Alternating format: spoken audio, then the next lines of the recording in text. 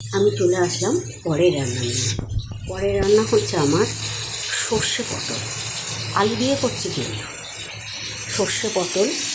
দেখুন কড়াইতে পটল আর আলু একই সাথে দিয়ে, কেননা আলুটা একটু মোটা মোটা করে কাটা, তাই আলু আর পটল যাতে একসাথে সিদ্ধ হয়ে যায় সেক্ষেত্রে আমি দিয়েছি। এটা আমি ভেজে নিলাম না, আলাদা করে একই সাথে দিয়েছি। দেখুন, আর দেখুন এই কিছুটা সর্ষে আর কাঁচা লঙ্কা বেটে নিলাম। যে যেমন সর্ষে খাবেন, কিন্তু সবাই একরকম তো সর্ষে খায় না। আর আছে এই চিংড়ি মাছ।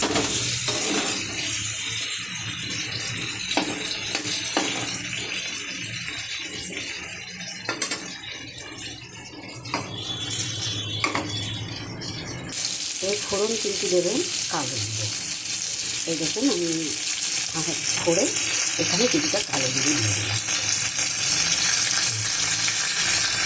সর্ষে কালো জিরে দিল, একই সাথে হয়ে যাবে আলু।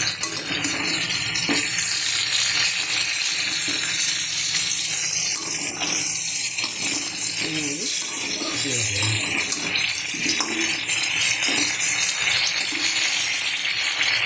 একটু জল দিয়ে করবো এটা, কারণ এটা তলায় নিয়ে যাচ্ছে ভীষণ। আমি দিয়ে দিচ্ছি চিংড়ি মাছ।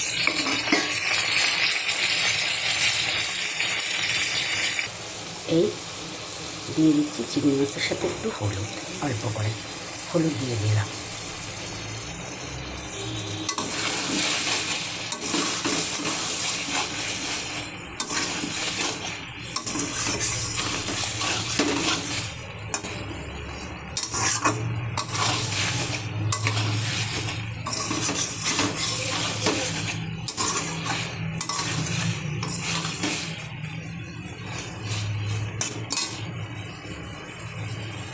আমি দেখুন গ্যাসটাকে আস্তে করে দিয়েছি। এটা একটু আস্তে জালে আমি ঢাকা দিয়ে দিচ্ছি, কিছুক্ষণ পরে খুলছি। দেখুন আমি পটল আর যেহেতু আলু একটু মোটা বলে আমি একটু গালিয়ে নিলাম। হয়ে গেছে আমার। এরকম সুন্দর কষানো হয়ে যাওয়ার পর আপনারা দেবেন সর্ষে আর কাঁচা লঙ্কা। এই যে সুন্দর কষানো হয়ে গেছে, এখনও তেল ছাড়ুক, তারপরে আমি দেবো। দেখুন তো কষানোটা হচ্ছে কি ঠিক মতো হয়েছে, বুঝছো? তেল বেরিয়ে আসছে।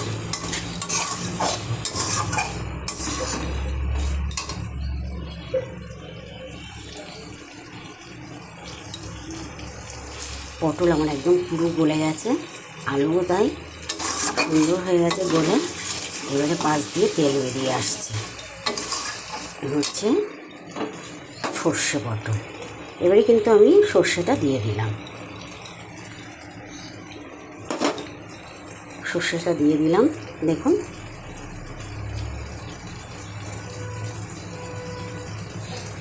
সর্ষেটা দিয়ে দিলাম, একটু মাখিয়ে দিই। মাখিয়ে দিয়েছি।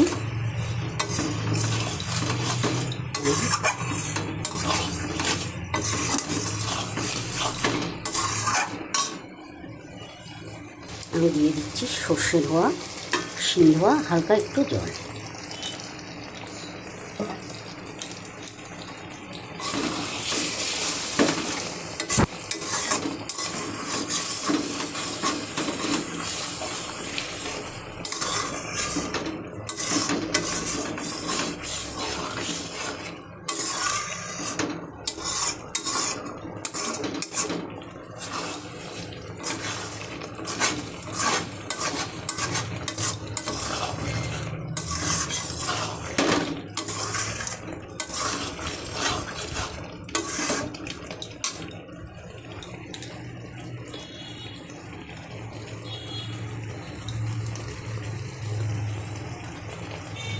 দুর্দান্ত, দারুণ খেতে। আপনি না খেলে বিশ্বাসই করবেন না যে কত সুন্দর হয়েছে এই সর্ষে পটল। একটু লবণ কম হচ্ছে সামান্য, তাই আমি একটু লবণ দিয়ে দিচ্ছি।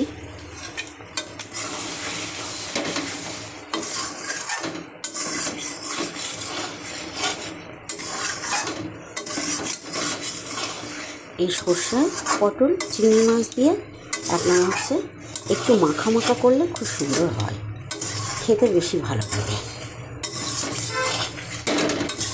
তবে হালকা ঝোলও করা যাবে।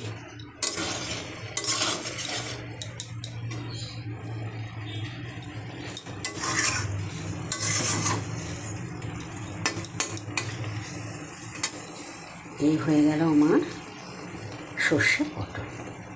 আপনারা দেখে বলুন তো কেমন হয়েছে। আমি আজকে একবারও ভাত দিয়ে খেয়ে আপনাদের দেখাতে পারছি না, কেন আমার ভীষণ কাজ আছে, সেই জন্য। হয়ে গেছে আমার সর্ষে পটল। আপনারা এখানে কোনো গরম মশলা এসব কিচ্ছু দেওয়া লাগবে না, পারলে একটু ধনেপাতা আর সামান্য কাঁচা লঙ্কা কুচি দেওয়া যায় উপরে ছড়িয়ে। ধনেপাতা আমার আজকে নেই বলে আমি দিতে পারলাম না, আর কাঁচা লঙ্কা আমি বাটা দিয়েছি বলে ঝাল হয়ে যেতে পারে, দিলাম না, তবে একটা দিচ্ছি।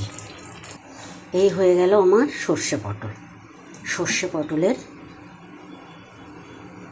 চিংড়ি মাছ দিয়ে কষা, একটু ছড়িয়ে দিলাম কাঁচা তেল। এবারে বলুন আপনারা এটা খেয়ে কেমন হয়েছে, বা আরও কীভাবে করলে এটা আরও সুন্দর হবে সেটাও বলুন। আমি গোপন আমার রান্নাঘর থেকে কাজল আপনাদের এই রান্নাটা করে দেখালাম। আপনারা একটু দেখবেন, সাথে থাকবেন, শেয়ার করবেন, পারলে ভালো লাগলে কমেন্ট করবেন, আর খারাপ লাগলেও কমেন্ট করে জানাবেন যে এটা ভালো হয়নি। ভালো থাকবেন, টাটা।